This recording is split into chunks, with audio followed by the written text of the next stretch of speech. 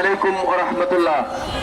সম্মানিত ঢাকাস্থ মোংলাবাসী, আমরা এখানে দাঁড়িয়েছি মানবতার মুক্তির জন্য, আমরা দাঁড়িয়েছি জনদুর্ভোগ লাঘবের জন্য, আমরা দাঁড়িয়েছি এখানে মোংলায় মোংলা নদীতে আমরা দেখেছি, আমি 90 সাল থেকে আমরা দেখেছি নৌকা আমরা পার হয়েছি।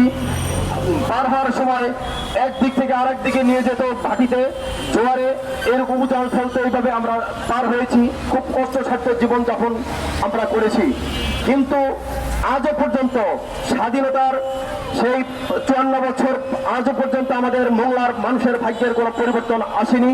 আওয়ামী লীগ সরকার দক্ষিণবঙ্গকে উন্নয়নশীল করবে, কিন্তু তাও করেনি।